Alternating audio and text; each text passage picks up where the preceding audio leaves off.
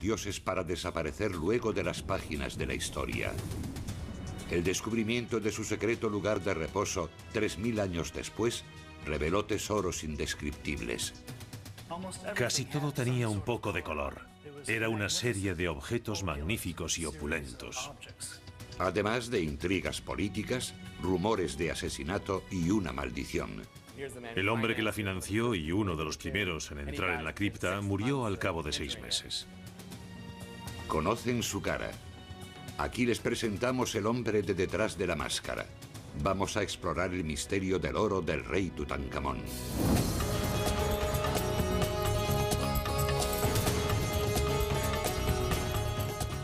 Misterios de Egipto.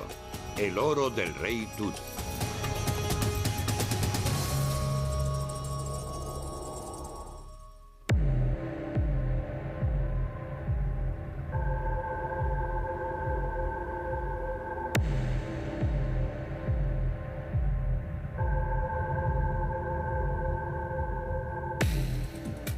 Mucho antes de que el mundo moderno festejara el nombre del rey Tutankamón, las maravillas del antiguo Egipto cautivaban su imaginación.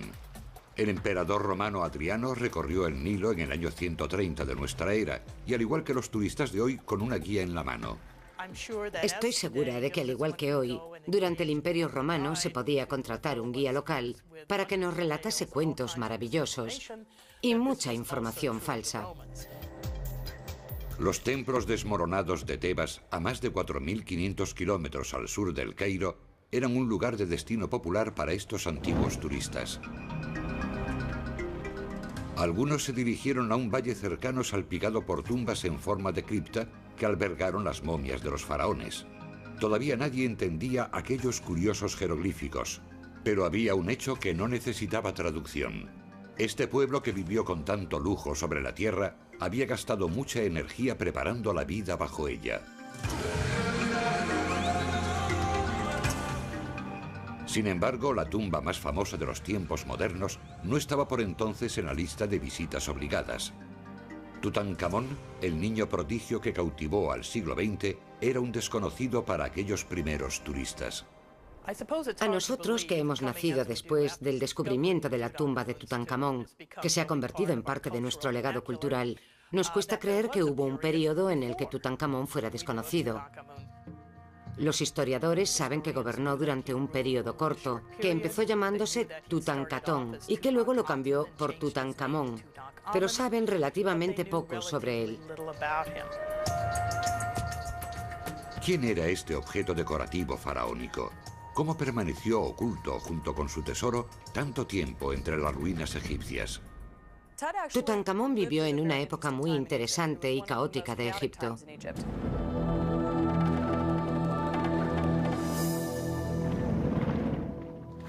Según las estimaciones, el Valle del Nilo era el lugar de moda para vivir en el siglo XIV a.C. Sus 3,5 millones de habitantes vivían en un paraíso quemado por el sol en el que nunca llovía, y a pesar de ello, presumía de las mejores tierras de labranza del mundo civilizado. Era gente a la que le gustaba comer y beber, disfrutar de todos los placeres. Parecían ser personas muy alegres que le prestaban mucha atención a las cosas buenas de la vida.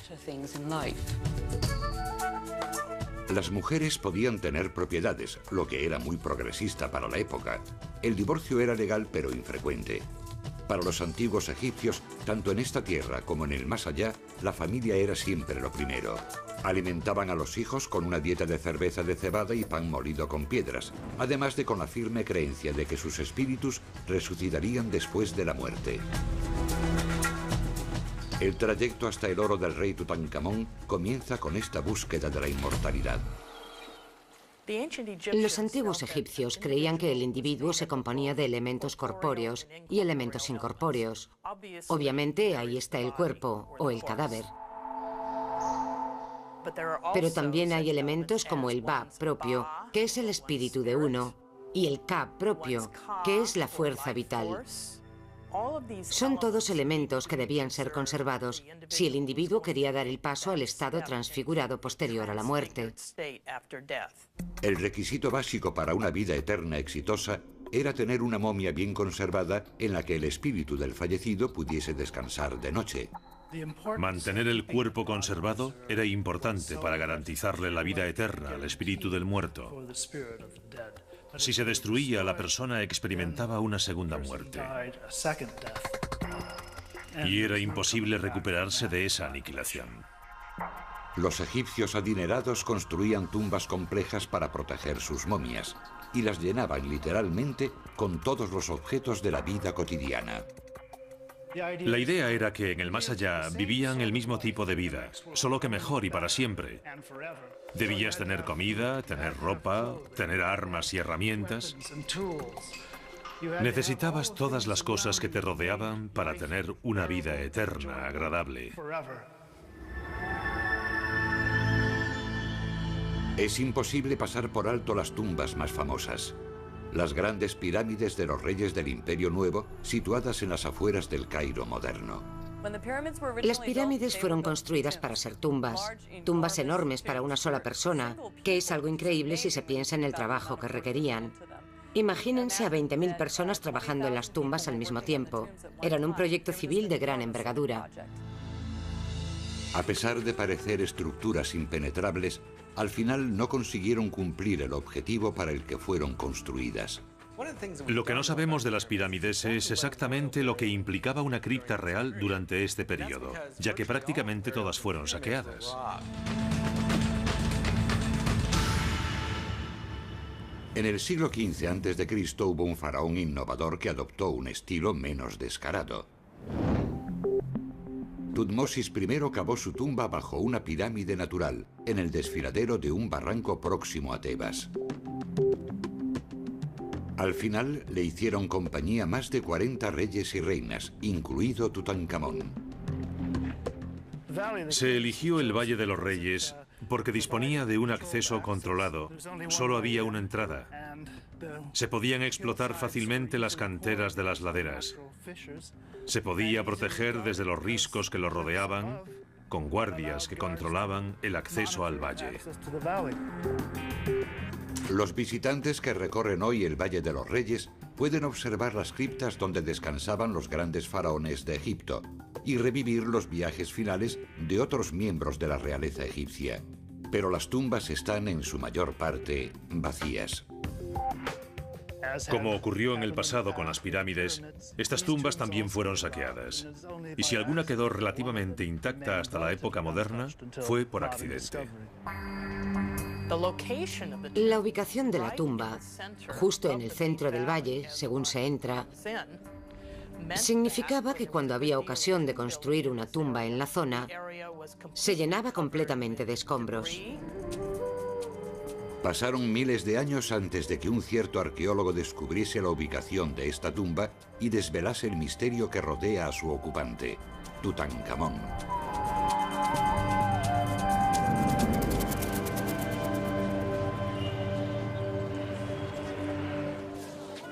Las reliquias de Tutankamón ocupan el primer lugar en la lista de ventas de los muchos objetos coloristas que atestan el mercado histórico del Cairo. Hace 3000 años, los tesoros de Tutankamón estaban a salvo, sepultados con él en el Valle de los Reyes. Los guardias de la necrópolis protegían la única entrada al cementerio real. Pero había una comunidad privilegiada que tenía acceso limitado. Al sureste del Valle de los Reyes se sitúan las ruinas del pueblo de Deir el-Medina. Los obreros que cavaban y decoraban las tumbas subterráneas de sus faraones pasaban casi toda su vida aquí. La comunidad era una combinación de ciudad, de empresa y pueblo fortificado. La gente que vivía aquí estaba prácticamente aislada del resto del mundo. Se controlaban las entradas y las salidas. Aquí tenían cuanto necesitaban: capillas para el culto, casas, tumbas, todo estaba aquí, en esta zona. Si se trataba de una ciudad de empresa, había habitantes que iniciaron sus prácticas de contrabando. Los obreros ayudaban a vaciar las mismas tumbas que habían construido después de que se sellasen para siempre las puertas. En gran medida eran hurtos incontrolados. Sin embargo, es evidente que había altos funcionarios que incitaban a los guardas de la necrópolis a hacer la vista gorda.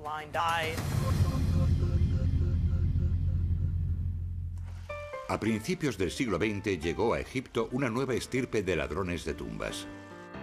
Expatriados extranjeros que huían de la humedad y del aburrimiento, que se alojaban en grandes hoteles como el Palacio de Invierno en Luxor y se dedicaban a la arqueología para pasar el rato. En aquella época el Valle de los Reyes albergaba poco botín para los buscadores de tesoros reales. Ofrecía una mezcolanza de objetos funerarios que los saqueadores de tumbas del pasado consideraron demasiado pesados o insignificantes. El descubrimiento más notable se produjo a finales del siglo XIX, cuando se hallaron 56 momias que habían estado en las tumbas del valle enterradas juntas en 2 cámaras separadas. Por vez primera en 3000 años se podían contemplar las caras de los reyes y reinas de Egipto, una imagen no recomendada para los que tienen poco estómago. Habían estado juntas en el siglo X a.C., porque ya en la antigüedad fueron saqueadas estas tumbas y luego fueron ocultadas. Por desgracia no estaban en su sitio las envolturas primitivas. Estas momias fueron embalsamadas de nuevo en la 21ª dinastía. Todavía no le había tocado a nadie el premio gordo, una tumba intacta con todos los objetos funerarios y los tesoros que querría con él un faraón respetable. Sin embargo, había indicios de que el escurridizo rey Tutankamón seguía residiendo en el valle. Hallaron un cofre con objetos. Muchos eran restos de comida, las obras de la fiesta funeraria del rey. Los egipcios celebraban una especie de velatorio como los tradicionales de hoy en día, en que la gente hacía fiesta. Era como una despedida al rey. Enterraban los platos utilizados en la fiesta funeraria en la parte exterior de la entrada de la tumba, porque era el último objeto que había poseído el fallecido y debía formar parte de la tumba. Theodore Davis, un abogado metido a arqueólogo, halló estos objetos en 1907. Lamentablemente no era un buen arqueólogo. Se hallaron hermosas guirnaldas que fueron utilizadas por los asistentes y Davis, para presumir, tiraba fuerte de ellas para demostrar lo sólidas que eran y acababan por romper. Imagínense el resultado de haber sido él quien hallara esta tumba. Por suerte, un avejentado Davis abandonó su concesión en el valle y dejó paso a arqueólogos más concienciados. Howard Carter, un adusto inglés contratado por el conde de Carnarvon, inició la búsqueda de la tumba de Tutankamón. Creía que se hallaba allí. Los demás decían, no, el valle está arrasado. Aunque halles la tumba, estará saqueada, no habrá nada en ella. Carter, impertérrito, inició la limpieza sistemática del valle hasta el lecho rocoso, para acercarse al mundo único de este misterioso y nuevo rey. El Imperio Nuevo fue el período de mayor prosperidad de Egipto y sin duda el período de mayor esplendor del Egipto imperial. Los faraones anteriores al rey Tutankamón habían conquistado territorios en Palestina y en Siria, hacia el norte, y hacia el sur, en Nubia, al otro lado de la gran curva del Nilo. Los egipcios, agradecidos por esta buena suerte, honraron a los dioses con la construcción de grandes templos. La religión egipcia se basaba en gran medida en el mundo natural en que vivían los egipcios. Sus dioses eran personificaciones de las fuerzas naturales que regían sus vidas. Sus intentos de representación de estos seres no humanos desembocaron en una curiosa colección de personajes. Hapi, el dios del Nilo vivificador, se asemejaba a un hombre, solo que con grandes pechos. Min, el dios de la fertilidad, hacía siempre ostentación del miembro viril erecto. Hathor, diosa de la maternidad, tenía cuernos o la cabeza completa de una vaca. Los animales como las serpientes se podían asociar con la muerte o el renacimiento, por la capacidad de las serpientes para mudar de piel y salir de la tierra. Los pájaros, por su habilidad para volar, se asociaban con las fuerzas espirituales más remotas de la humanidad. Las ovejas, las cabras, los lobos, los animales que compartían la vida diaria de la gente, también se asociaban con su nutrición, su bienestar, sus propios intereses en la fertilidad y el renacimiento. El dios Amón, a menudo representado como un hombre con dos grandes plumas en la cabeza, se consideraba la fuerza invisible de la que emanaban los demás dioses. Su gran templo en la antigua ciudad de Tebas sigue dando testimonio de su gran poder e influencia. El faraón mismo era considerado un dios, solo que con forma humana. Teóricamente poseía todas las tierras de Egipto y los bienes que generasen sus habitantes. A cambio de ello, su tarea era sencilla: preservar la riqueza y la felicidad de su pueblo. El papel del rey era crear el Ma'at, que en egipcio antiguo significa orden. Se suponía que se comunicaba con los dioses, se ocupaba de que las ceremonias se celebrasen a tiempo. Mientras el Nilo no se desbordase y mientras no hubiese plagas de langostas, la gente creía que el rey lo estaba haciendo bien, porque ese era su deber: mantener el perfecto funcionamiento de las cosas. La aceptación popular del cometido del faraón se desmoronó en el año 1358 a.C., con la ascensión al trono del faraón, luego conocido como Akenatón. Este rebelde real abandonó a Amón y su colección de dioses familiares para adorar el único poder de la luz. Declaró que el único dios era el disco solar. En egipcio antiguo, la palabra para el disco del sol era Atón. Por eso a veces se denomina a esta religión atonista. Fue el primer ejemplo registrado en la historia de un hombre que adora a un dios único, 1000 años antes del nacimiento de Jesucristo. Akenatón era visto como una figura peculiar, esa especie de tío raro del que nadie quiere hablar.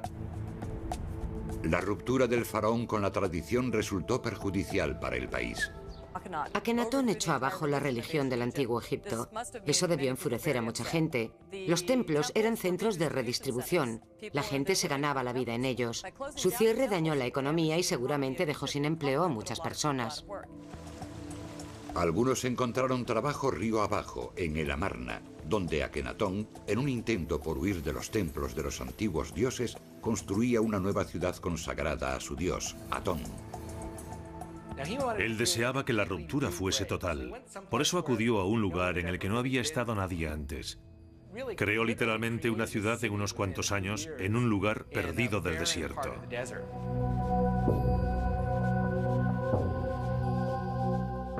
Este faraón heterodoxo cambió más tarde el status quo cuando rompió con 2000 años de tradición artística.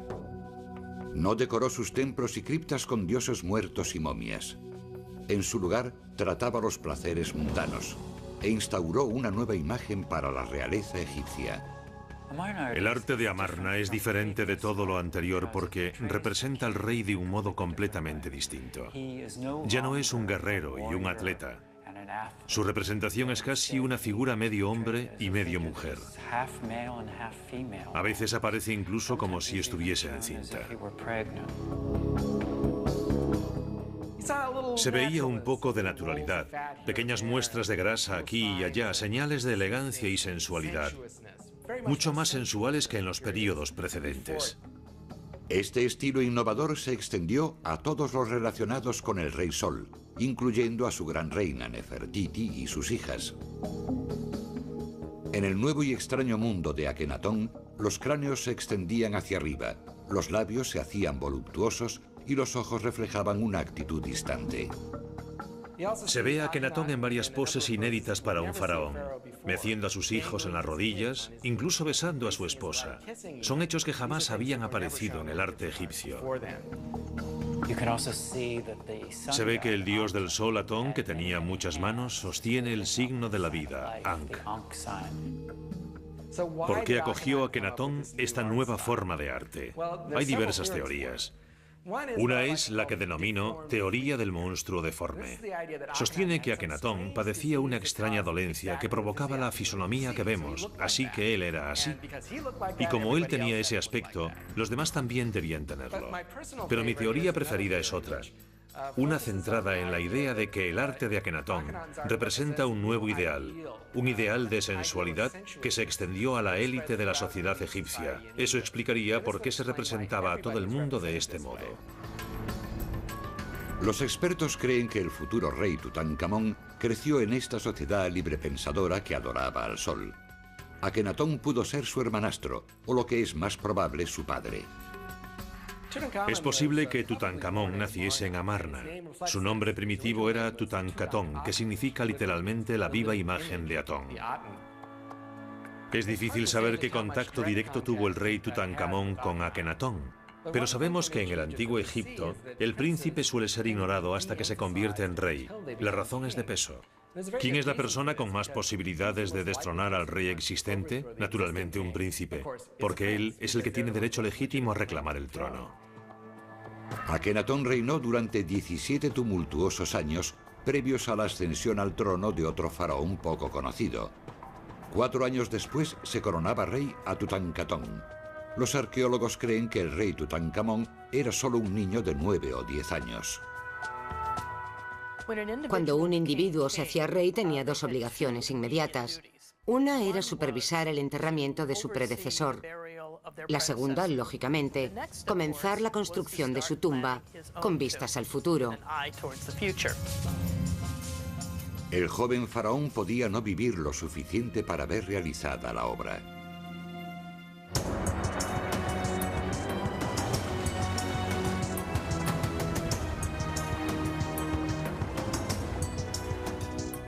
Los egipcios saludaban todos los días el ocaso del sol como prueba del ciclo continuo de la naturaleza de muerte y resurrección. En 1922, el ocaso señalaba simplemente el final de otro largo día para el arqueólogo británico Howard Carter. Había movido durante 5 años todas las piedras del Valle de los Reyes sin hallar la tumba de Tutankamón. Lord Carnarvon se había gastado una fortuna en excavaciones que desenterraron poco más que piedras. Carter hubo de suplicarle para convencerlo de que siguiese otro año con la financiación. Carnarvon acabó por aceptar. Carter acudió al último lugar del valle en el que era posible que pudiese estar la tumba. Y lo demás es historia. Un día de noviembre de 1922, los trabajadores de Carter fueron corriendo a comunicarle que habían descubierto unas escaleras cerca de la tumba de Ramsés VI. Conducían a una puerta con el dibujo de un chacal y 9 cautivos, el sello real de la necrópolis. Las investigaciones posteriores revelaron el sello de Tutankamón. Nadie la había encontrado antes porque habían construido un gorro de obrero sobre la entrada de la tumba. ¿Por qué se puso aquel gorro allí en la antigüedad? No se sabe. Pero como estaba allí, los arqueólogos encontraron el gorro y dijeron, no puede ser aquí. Nadie pone un gorro sobre una tumba real. La entrada de la cripta del rey Tutankamón se encontraba en el suelo del valle y permaneció oculta, cubierta por los escombros de las tumbas posteriores, como la de Ramsés VI, varios metros por encima. Cuando Carter limpió las escaleras de acceso y encontró la entrada bloqueada, notó que había una diferencia entre el recubrimiento de la parte alta y el de la parte baja. Al romper el muro de separación, vio que por dentro también estaba modificado, lo que indicaba que se había horadado un túnel en algún momento. Imagínense lo que sintió Carter. Los agujeros hechos en el muro le hicieron creer que al menos habían saqueado 2 veces la tumba. ¿Qué encontraría finalmente en su interior? El corredor estaba lleno de escombros hasta el techo, de una punta a otra, y hubo que vaciarlo por completo. Se encontró con la entrada bloqueada y sellada con yeso. Practicó un pequeño agujero en la parte superior, echó un vistazo. Y la luz del candil le permitió ver el reflejo del oro en todas partes. En los sofás, las estatuas, los carros, las cajas. Sabía que estaba en una tumba prácticamente intacta. Sí, la habían saqueado, pero el grueso de la misma estaba intacto, en perfecto estado. Se quedó anonadado al ver por primera vez lo que siempre se había imaginado que había dentro de una cripta real. Allí estaba todo. Había una pregunta sin respuesta. ¿También encontrarían intacta la momia del rey? El paciente Carter hizo un agujero en la pared que ocultó con una cesta para esta foto y se encontró en la cripta real. Cuando Carter entró en la cripta real, estaba repleta de hornacinas doradas. De hecho, casi no había sitio para moverse en ella. Dentro de las hornacinas estaba enterrado el rey Tutankamón. Carter estaba emocionado porque los ladrones habían entrado en la tumba, pero solo habían abierto las hornacinas exteriores. Las demás estaban intactas, con el sello de barro en su lugar. Carter supo que dentro de ellas estaría la momia del rey Tutankamón. Cuando se hizo público el hallazgo, Tutankamón pasó a ocupar las portadas de todos los periódicos del mundo. Los turistas acudieron en masa a Egipto para ver la tumba y se pusieron de moda las cosas de Tutankamón.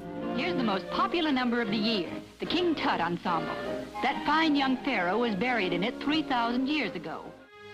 Tanta atención hizo felices a Howard Carter y a Lord Carnarvon, pero el glamour dio paso rápidamente al tedio. Se tardó 10 años en catalogar meticulosamente los más de 5.000 objetos de la tumba, ya que Carter vaciaba las cámaras de una en una. Estoy en lo que se llamaba la antecámara. Y aunque hoy no causa impresión, cuando entró Carter en la tumba, estaba repleta hasta el techo. Detrás de mí había 2 estatuas doradas de madera que vigilaban la entrada de la cámara mortuoria.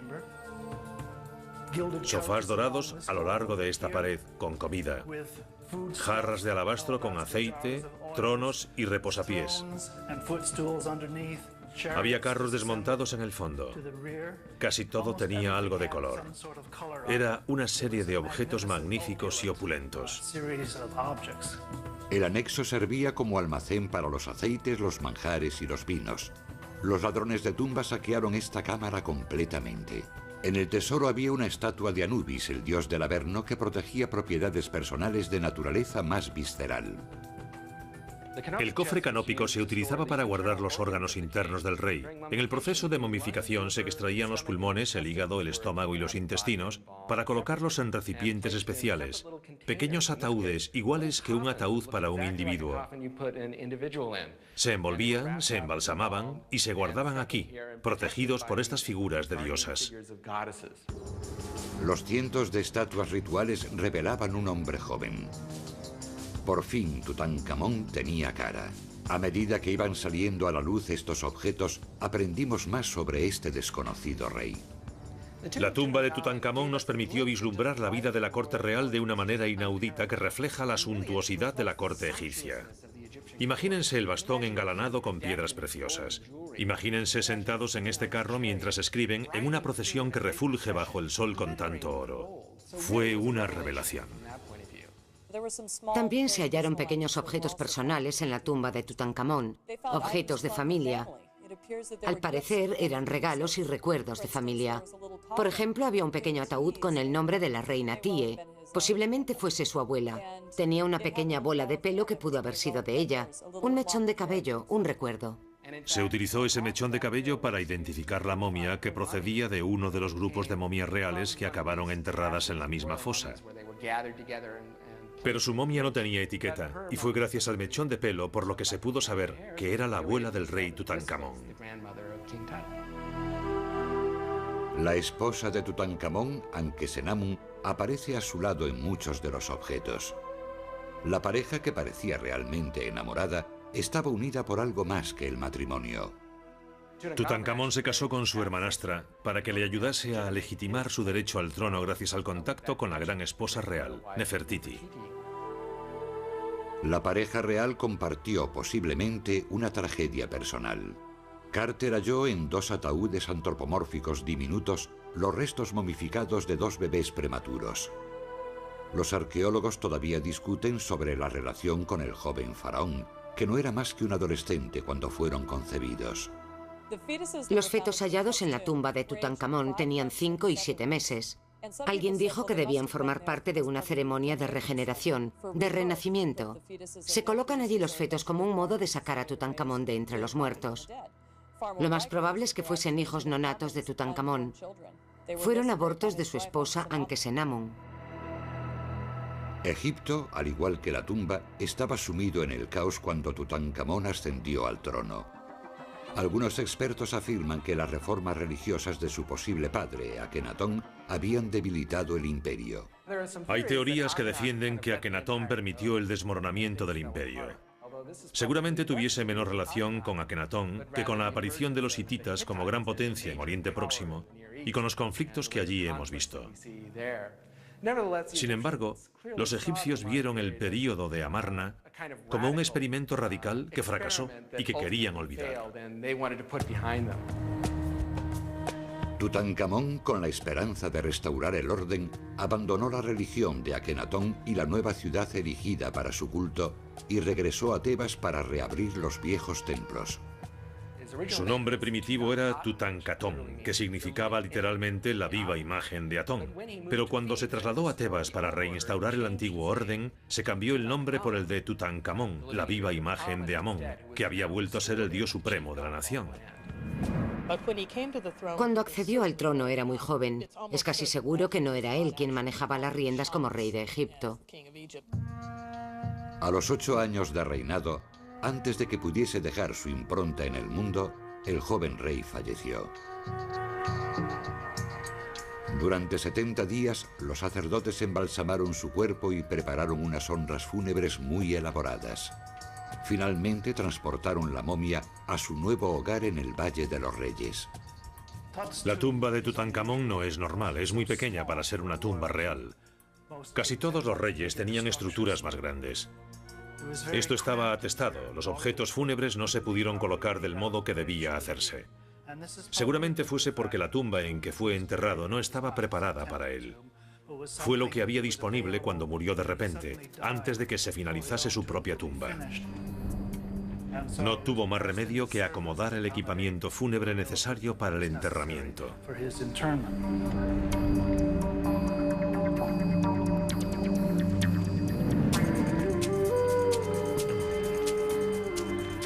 Hoy, la tumba del rey Tutankamón permanece en buen estado, aunque no está tal como la hallaron sus descubridores. Originariamente había una pared que separaba la antecámara de la cripta. Fue construida por los egipcios y tenía una entrada en el medio que estaba cubierta de yeso. Cuando Carter tuvo que sacar el sepulcro dorado que rodeaba el sarcófago, derribó la pared y la entrada para que cupiesen estos objetos enormes. Howard Carter sacó por fin el sepulcro dorado de la cámara mortuoria y pudo perseguir su próximo reto.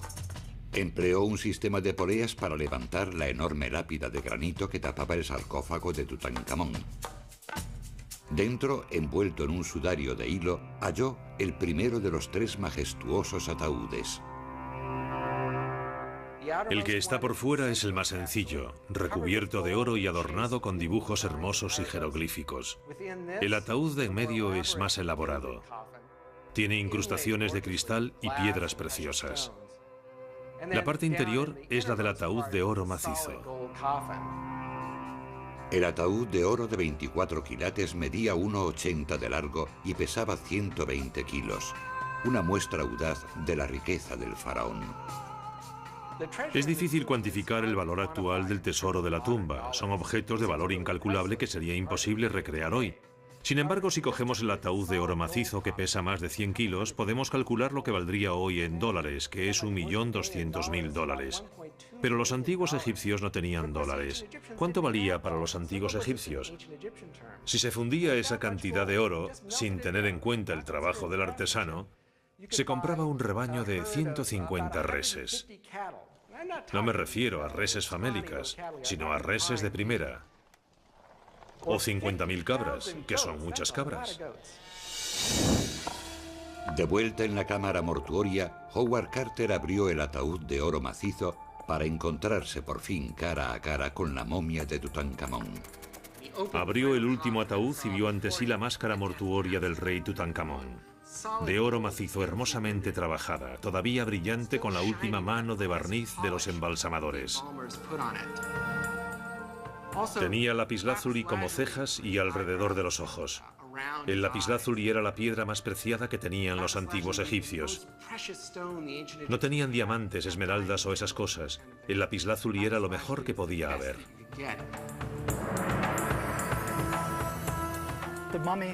La momia estaba envuelta con vendas de hilo. Según se fueron retirando, aparecieron numerosos amuletos y joyas de oro, muchas con incrustaciones de piedras preciosas o cristal. Se habían diseñado para proteger el cuerpo y el alma. Entre ellos se incluyen símbolos como el Udiat, el ojo de Horus, que simboliza el regreso del rey a un estado integral tras superar el trauma de la muerte. Tutankamón estaba literalmente protegido por poderes mágicos. Era una armadura de amuletos mágicos y joyas. Hubo algunos observadores supersticiosos que se preguntaron si la profanación de la tumba provocaría la ira de estos espíritus antiguos. Se fijaron en varios hechos sospechosos como prueba de que la magia egipcia se había puesto en marcha. A principios de ese año, Howard Carter había comprado un canario para alegrar su casa del desierto.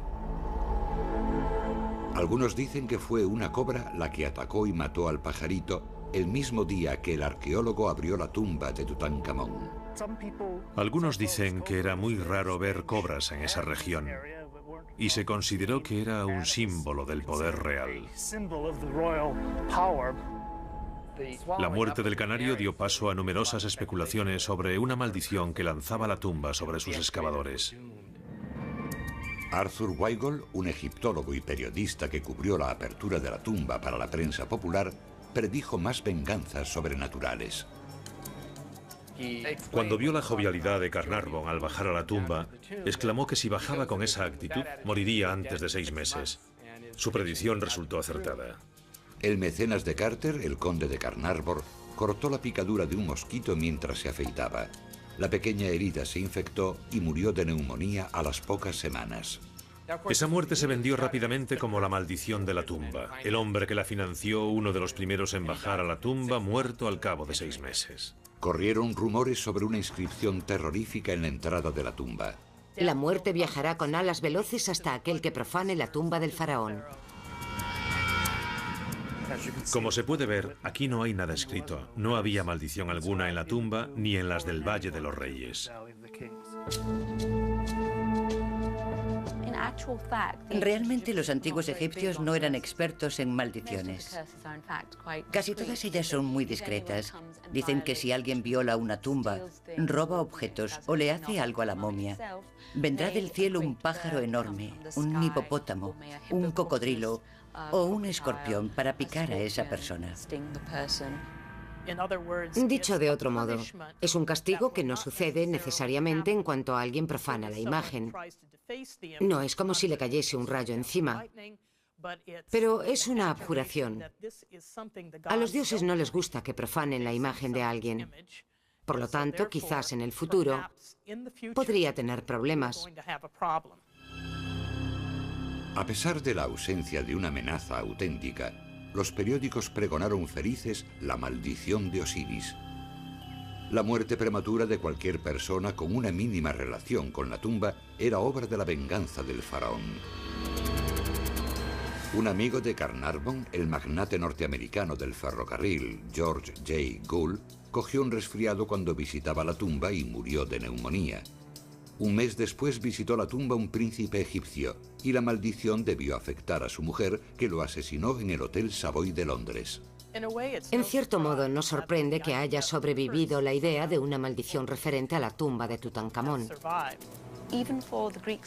Para los griegos y romanos, el antiguo Egipto ya era un lugar misterioso, lleno de cosas mágicas y de sabiduría.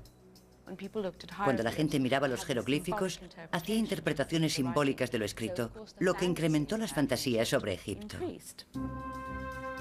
Si existía la maldición de Tutankamón, era de efecto lento. De las 22 personas presentes en la apertura del sarcófago, 20 seguían vivas 10 años más tarde. El protagonista principal de este episodio, Howard Carter, vivió hasta bien entrados los 60, muchos años después del descubrimiento de la tumba. Los científicos modernos no creen en la maldición, pero ofrecen una explicación más terrena de las muertes relacionadas con la tumba. La gente puede enfermar al entrar en las tumbas porque son lugares con muchos gérmenes. Básicamente es una habitación grande con un cadáver dentro, y los cadáveres tienden a producir cosas desagradables, sobre todo si es un lugar húmedo o una tumba húmeda. Una de las cosas que aparece con frecuencia es una espora u hongo que se llama Aspergillus. Hay muchos casos de arqueólogos enfermos por la inhalación de estas esporas, que causan una variedad muy peligrosa de neumonía. En cierto modo, se puede considerar que es esta la maldición de la tumba, aunque el motivo es el descuido. Hasta que el aire entre en la tumba hay que llevar puesta una mascarilla, porque las momias están llenas de gérmenes.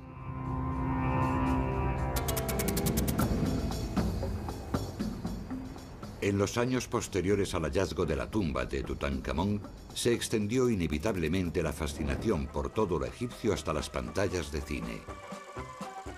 Estas reflexiones imaginativas le dieron al mundo una visión nueva, aunque cuestionable, de la vida en la corte de los faraones. Los arqueólogos, para elaborar un retrato más exacto de Tutankamón, realizaron la autopsia a su momia en noviembre de 1925. Buscaban pistas sobre las causas de su muerte. Podía ser un asesinato, una enfermedad o un accidente.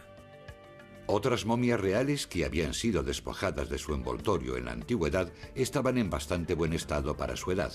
Pero Tutankamón aún estaba recubierto con los ungüentos originales aplicados por los embalsamadores que lo pegaron a su trono de oro macizo. Carter calculó que le habían echado encima 2 calderos llenos de ungüentos y aceites pegajosos que se solidificaron a lo largo de los años.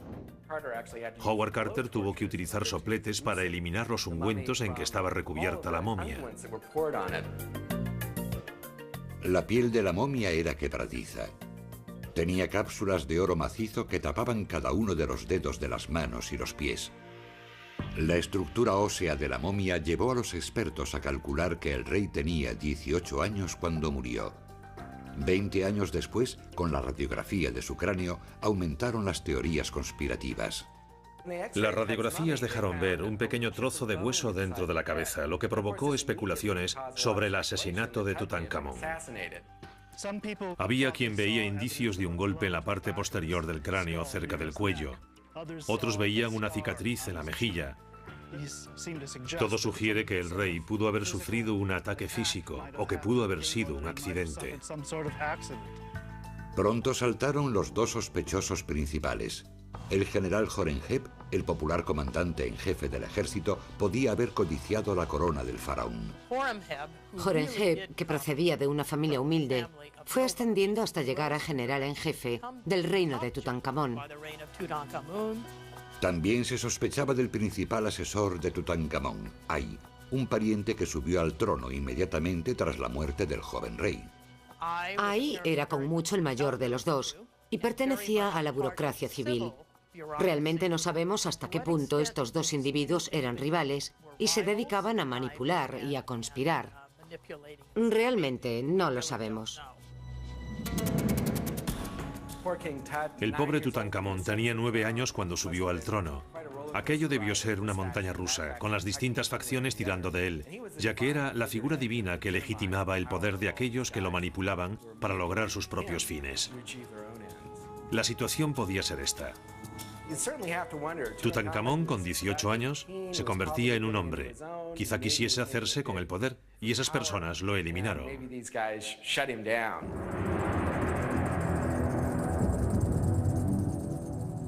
Los 2 fetos momificados hallados en el tesoro de la tumba de Tub pueden proporcionar el motivo para ese acto execrable. Tutankamón y su esposa, Ankesenamun, no tenían hijos. No había un heredero real que reclamase el trono. Es bastante triste porque tras la muerte de Tutankamón, Ankesenamun le escribió una carta a un rey enemigo en la que decía: «Envíame un hijo tuyo, no tengo hijos. Envíame uno y lo haré rey de Egipto». Ella desapareció de la historia, seguramente asesinada. Aquellos niños podían haber seguido con el linaje, pero murieron antes de nacer y acabaron en la tumba de Tutankamón.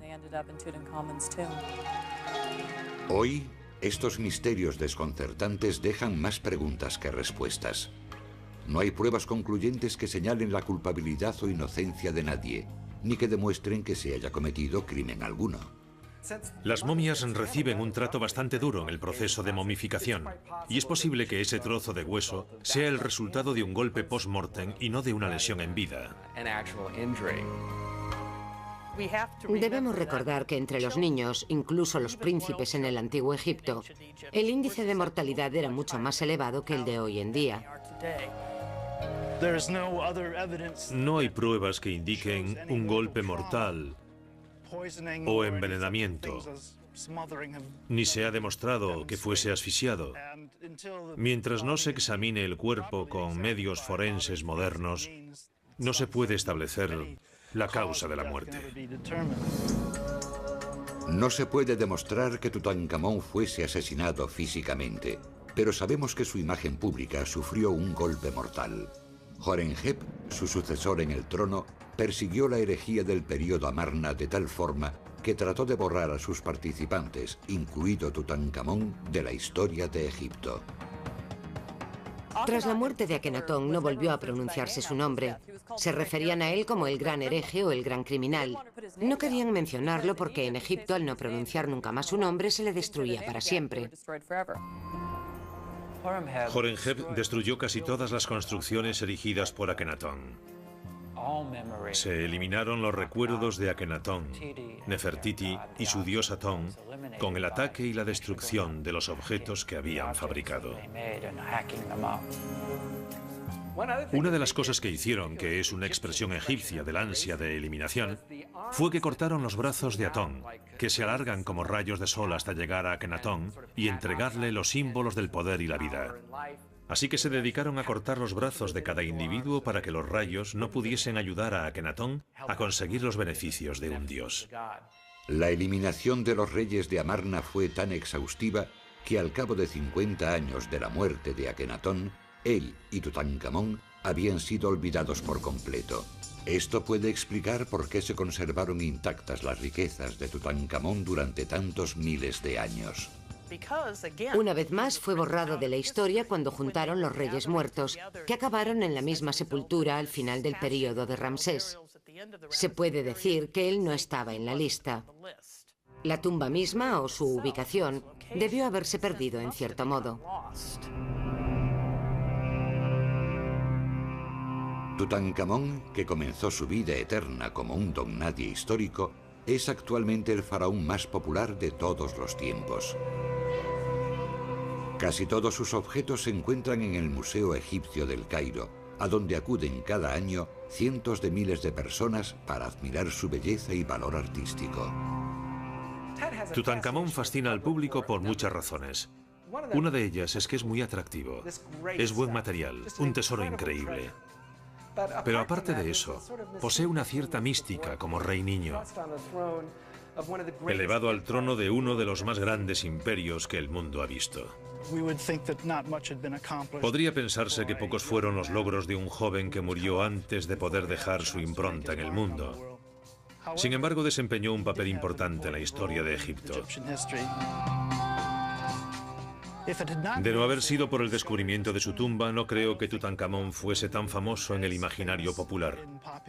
El hecho de que él restaurase lo que había sido brevemente interrumpido sería menos importante para nosotros que el hecho de que estaba enterrado y que su fabuloso tesoro apareció casi intacto. El relato de la historia de Tutankamón finaliza con una sutil ironía. Mientras las demás momias reales permanecen encerradas en una sala especial del museo, las autoridades egipcias devolvieron la tumba de Tutankamón a su lugar primitivo. De todos los reyes que fueron enterrados en el valle, Tutankamón es el único que permanece en su tumba. Yace aquí, en un ataúd de oro, descansando en un sarcófago. Puede que esto represente el triunfo final de Tutankamón sobre los faraones que lo sumieron en la oscuridad.